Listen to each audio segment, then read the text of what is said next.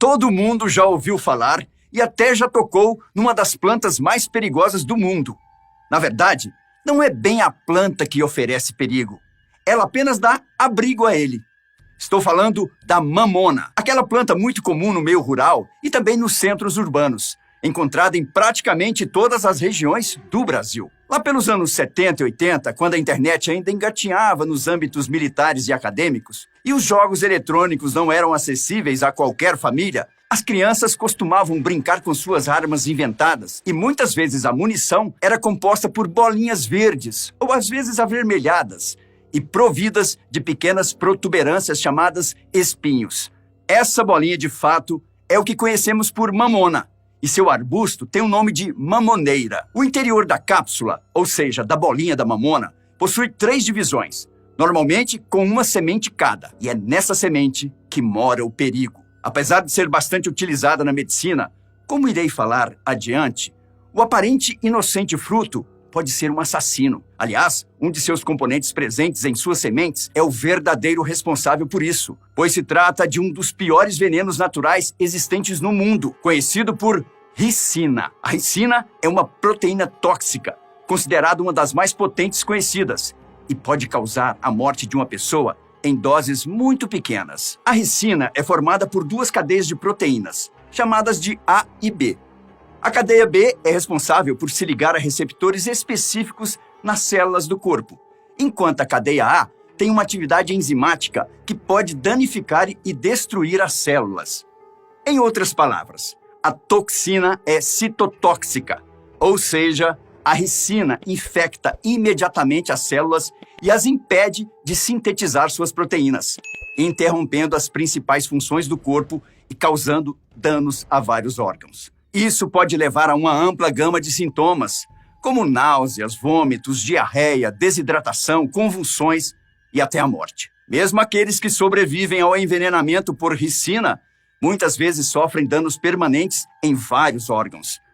E para que ela entre no corpo, basta ser ingerida ou injetada na forma líquida, como também inalada na forma de um pó fino e processado. Não precisa ser uma dose muito alta para levar o indivíduo à morte. De acordo com o Centro de Controle e Prevenção de Doença dos Estados Unidos, os primeiros sintomas da ricina começam horas após a ingestão. Se o veneno foi inalado ou injetado, o tempo pode ser menor. Os sintomas podem variar dependendo de como a substância foi consumida. Se foi ingerida em uma refeição ou bebida, os sintomas podem começar de 2 a 4 horas depois. A maior consequência nesses casos é a desidratação grave e a consequente insuficiência hepática, resultando em morte. Geralmente, a morte vem em até 36 horas depois do contato do organismo com o veneno. Se a ricina foi inalada, os sintomas serão principalmente respiratórios. Eles começam com náuseas, febre, tosse, aperto no peito e falta de ar.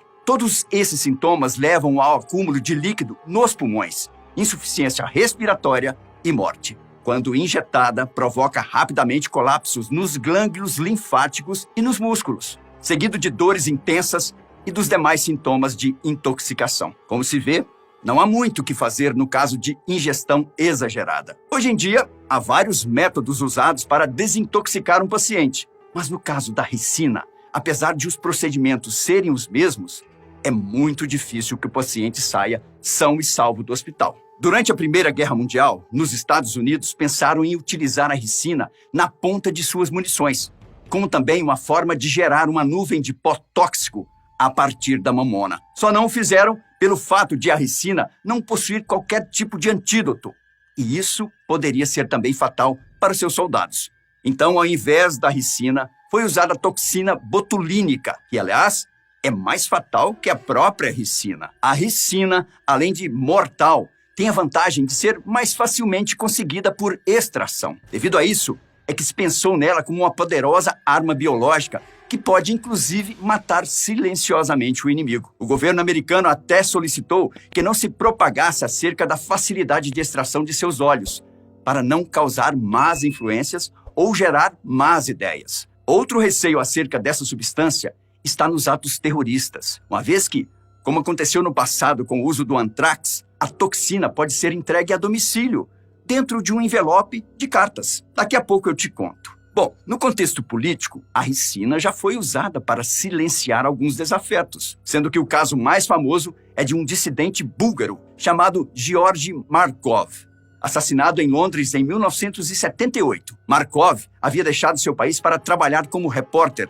na BBC de Londres e, numa certa noite, voltando do trabalho para casa, sentiu uma ferroada em uma das pernas. A única coisa que percebeu e teve tempo de contar depois foi ter visto um homem pegando um guarda-chuva e nada mais. 4 dias depois, Markov faleceu. Uma autópsia realizada em uma instalação do governo, onde se estuda armas biológicas, determinou que Markov foi morto com uma dose de apenas 0,2 miligramas de ricina. Eles só puderam detectá-lo porque a pelota formada na pele, onde o pó venenoso havia sido aplicado, não se desfez, e assim foi possível encontrar a substância em seu corpo. As autoridades suspeitaram da KGB, o Serviço de Inteligência Soviético. Um dos seus ex-chefes da inteligência russa, Vladimir Todorov, foi condenado em 1992 por destruir material do caso. O vice-ministro do interior da Bulgária cometeu suicídio antes de ir a julgamento por destruir arquivos. E um espião búlgaro, que se acredita ter liderado o assassinato de Markov, foi morto em um acidente de trânsito inexplicável.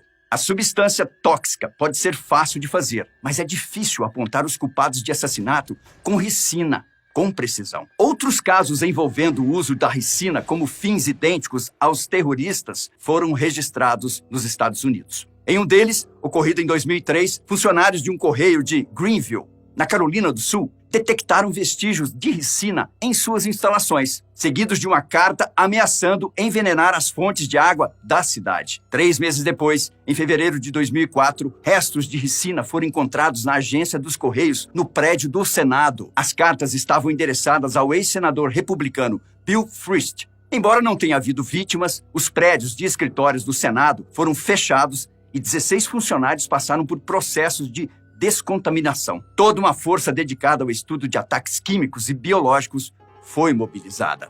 Em 2013, um novo tipo de atentado ocorreu. Na ocasião, o então presidente Barack Obama e o prefeito de Nova York, Michael Bloomberg, receberam cartas contendo ricina nos envelopes. As cartas não chegaram aos seus destinatários, somente porque foram interceptadas pelos respectivos serviços de segurança dos políticos. As investigações chegaram a uma texana de 36 anos na época, chamada Shannon Richardson. Sua justificativa foi a mais tosca, que era se vingar do ex-marido e fazer com que ele fosse o suspeito de ter enviado as cartas envenenadas. Porém, tudo foi por água abaixo e Shannon foi condenada a 18 anos de prisão.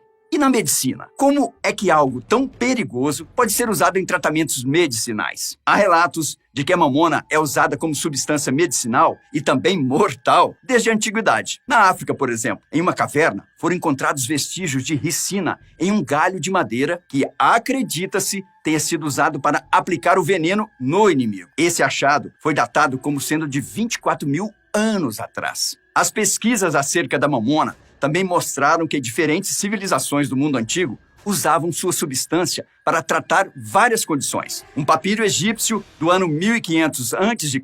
contém um capítulo inteiro dedicado ao uso da mamona e seus benefícios. Ele servia como laxante, tratava abscessos, combatia a calvície e, como era comum naqueles tempos, induzia ao aborto. Outros papiros também informavam que, desde aquela época, os curandeiros egípcios já conheciam o perigo da planta e só recomendavam doses muito baixas. Na Grécia Antiga, lá pelo ano 400 a.C., Hipócrates usava o óleo como laxante e para desintoxicar o corpo. Dioscorides, também médico grego, apontava que a mamona tinha propriedades diuréticas, expectorantes e anti-inflamatórias, e que servia como laxante, aliviava queimaduras, varizes e infecções de pele. Culturas orientais antigas também o usavam.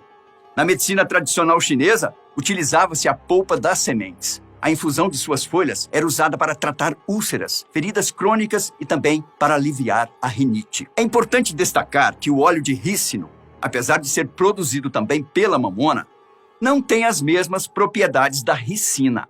A ricina, inclusive, é encontrada em quantidade muito menor que o óleo, do qual muito se aproveita na farmacologia, pois possui componentes com propriedades analgésicas, anti-inflamatórias e anti-histamínicas. Além do mais, a mamona, ou melhor, Seu óleo de rícino é uma matéria-prima bastante utilizada na produção de biodiesel. Uai, seu app de vídeos curtos.